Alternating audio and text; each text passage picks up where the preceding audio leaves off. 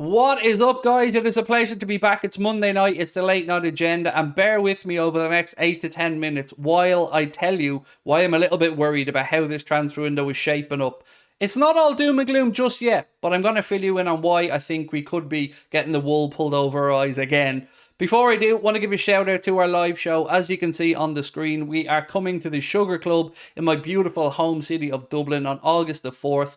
You can get your tickets in the description of this video. You will see a link to the Sugar Club. It's an over 18s event. There are still tickets available. We'd love to see you there. It's going to be a fun night, and there's going to be a few bits and pieces that might surprise you as well. So don't miss out if you want to see us. It's our first show, and I do appreciate your continued support. So thank you so much. Right, I'm going to get into it because I have a lot to get off my chest, as I said at the start of this video. I'm concerned, not because I don't trust our manager, not because I am unhappy with the 2 additions we've made in this transfer window, but because the window's starting to get away from us. Now, people will say to me, Craig, relax. The window doesn't close till September the 1st. That's a very valid point, but so's the one I'm about to make. We've consistently been told that Jurgen Klopp likes to get his players in early and likes to get them as much work on the training ground as possible before the season gets underway. We are less than, 3 weeks? Less than 3 weeks, actually, about 20 days away from our season opener, away at Stamford Bridge against Chelsea, and we want to get off to a fast start this season. What we can't afford to do is fall behind early in the season and have to play catch up again. So right now, with Jordan Henderson and Fabinho likely to move on, we're going to be 8 players down from last season, if you include Fabio Carvalho, who's on loan at Leipzig. 8 players down. We've added 2. Now, I don't want to hear any of the media talking about X or Y will be like a new signing. Because you know what's like a new signing? A new signing. And we haven't made enough of them. We went out today and played, as we did in the first pre-season friendly, with no natural number 6. None.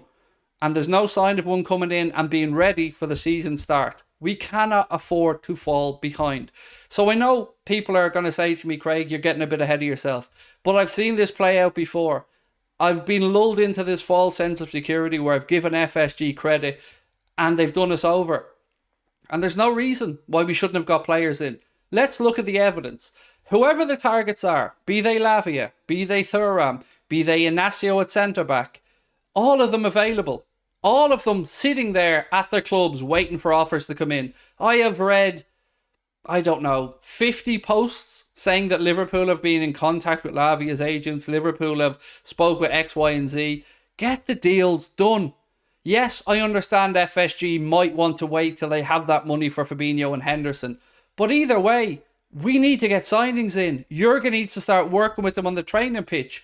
And we're running out of pre-season. All season long, we were told that the club were planning a decisive window. The club were going to move efficiently and ruthlessly to get our targets in. What has been the delay? The first 2, absolutely amazing. Alexis McAllister and Dominic Szoboszlai, fantastic signings. No complaints from me whatsoever. But right now, we're staring down the barrel of frustration. Who is our centre-back target? Because whoever it is, I really would love to know, again, what we're waiting for. If you looked at Joe Matip and Joe Gomez's performance today, at right back and at centre back, not good enough. Absolutely nowhere near good enough. Joe Gomez, ball watching again. Matip looked like he was disinterested. And I know it's pre-season. You can take that as their form for the rest of the season. But it's not exactly confidence inspiring either, is it? The young lads, Kwanzaa, been quite impressed with. Bradley, been very impressed with. Lots of positives in that regard. But you don't want to go into the season once again relying on too much youth. It's not fair to the players, and it's certainly not fair to the fans. Players of 16, 17, 18 should not be expected to come in and be part of a team challenging to win the league, or to get back into the Champions League, or to win the Europa League. It's just, again, needlessly slow. Look what our opposition is doing. Arsenal, over 200 million quid. Declan Rice, Jurrien Timber, Kai Havertz, and they're going to keep going. Chelsea, I don't even know where to start or end with them, but lots more movement. United are still going about their business. New goalkeeper in, another striker about to come in at one point as well. Spurs have done some business. You can argue about whether it's good or not. And we haven't done enough. Again, we're playing catch up. We're already down from last season. It's not like we finished the season with a full complement of midfielders that did us well throughout the year. No, We were absolutely running on empty in midfield. And again, Henderson, gone. Fabinho, gone. Milner, gone. Oxlade-Chamberlain, gone. Keita, gone. That's 5 off the top of my head. Carvalho, 6. And we've brought in two very, very good ones. But it's still not going to be enough. So why are we waiting for Lavia? If we want them, and I think that we do, make the offer. Southampton are going to sell. The longer we wait, the more possibility of somebody else coming in. And if you think I'm messing, let me give you a potential example. We know that West Ham wanted Paulinho. We know that they had a £45 million offer rejected. We also know they have that Declan Rice money burning a hole in their pocket. Now, we know they need a defensive midfield player. Paulinho looks like he could be ruled out because of the shoulder injury he picked up. So where are they likely to look next? Wouldn't surprise me at all to see them turn their attentions towards the likes of Lavia, somebody who Liverpool are looking at, or Decore, somebody who Liverpool are looking at. Why are we waiting? Every day increases the possibility of another club coming in and making this deal more difficult for us. The centre-back situation is one we've known about for a long time. What are we waiting for? Why aren't we out there bringing in a centre-back? If we put all our eggs in the Colwill basket, well, that was a little bit of a gamble, wasn't it? Because the possibility of him staying and extending to Chelsea was always going to be there. We can't roll the dice anymore. We need to be ruthless, we need to be efficient, and we need to do the most important thing of all, which is give Jurgen Klopp the time on the training pitch with these guys to get them ready for the start of the season. Jones will absolutely be great this season if he continues on. Elliott, I know there's mixed reviews from Liverpool fans, but I like Harvey Elliott. The front line, brilliant. All of them, every single one of those forwards are on fire. I love it, and we're positive about that. But midfield and defence, to say that there's questions to be answered there, I think is an understatement.